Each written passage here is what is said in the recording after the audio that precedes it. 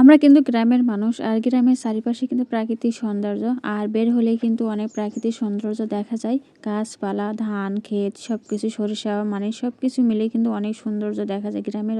শীতের পরন্ত বিকালে সৌন্দর্য কিন্তু অনেক সুন্দর। আর কিছুদিন পরে কিন্তু নতুন পাতা বের হবে। হ্যালো গাইস, আসসালামু আলাইকুম, কেমন আছেন সবাই? আলহামদুলিল্লাহ, আমিও ভালো আছি। তো এই তো চলে এসেছি একটু ঘুরতে বাইরে। আর বাইরে না আসলে তো আসলে হয় না, কারণ ভিডিও তো করতে হবে, এই জন্য বাইরে তো আসতেই হবে। আর আমি তো গ্রামে থাকি, গ্রামের অবস্থা তো বুঝতেই পারছেন, গ্রামের সৌন্দর্য। আর এখন তো শীত, অনেক শীত পড়ছে, চারিদিকে অনেক কুয়াশা, ঠান্ডা বাতাস, সব কিছু মিলে একটু অন্যরকম ভিন্নতা। আর এই ঋতুতে কিন্তু অনেক শীত পড়ে, কারণ এখন পৌষ মাসে একটু বেশি সমস্যা দেখা দেয়। আর আমি চলে আসছিলাম আমার ফুপুদের বাড়িতে। আমার ফুপুদের বাড়ি আর আমাদের বাড়ি একটু দূরে, হালকা আর কি। আমার ফুপুটা অনেক অসুস্থ, তো দেখতে আসবো, আশাই হয় না তেমন একটা। তারপরে আমি চলে আসছি বিকালের দিকে মায়ের সাথে এখানে ঘুরতে।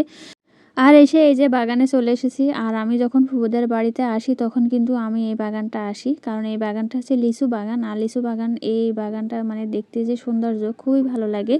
আর চারিপাশে দেখেন অনেক গাছপালা, আর ভিতরে কিন্তু লিচু গাছ। এর আগে কিন্তু অনেক ধরনের গাছ ছিল, যেমন আম গাছ ছিল, অনেক আম ধরতো এখানে। তো লিচু ভালো হতো না বলে আম গাছগুলো কেটে দিয়েছে। আর এখানে বিভিন্ন ধরনের আম ছিল, রূপালী আম, হিমসাগর বা অন্যান্য যে আম ছিল সব ছিল। তো এইখান থেকে সব আমগুলো কেটে দিয়েছে, আম গাছগুলো আর কি।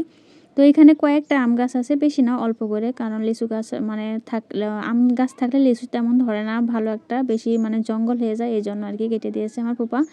তো দেখতে পাচ্ছেন সবুজ কত সুন্দর এই বাগানটা, আমার ভীষণ ভীষণ ভালো লাগে। তো সে এখানে আসলেই আমি ভিডিওটা করি, আমার অনেক ভালো লাগে। প্রাকৃতিক সৌন্দর্য আসলে অনেক সুন্দর, আর গ্রামে বুঝতে পারছেন। আর এটা কিন্তু পড়ন্ত বিকাল ছিল। আর তবে এই বাগানটা কিন্তু আমার অনেক অনেক ভালো লাগে। তো আপনাদের কেমন লাগছে সবাই একটু জানাবেন। তো আজকের ভিডিওটা কেমন হয়েছে সবাই একটু জানাবেন। আর নেক্সট ভিডিও দেখার জন্য সবাইকে আমন্ত্রণ। আর সেই পর্যন্ত সবাই ভালো থাকবেন, সুস্থ থাকবেন। আল্লাহ হাফেজ।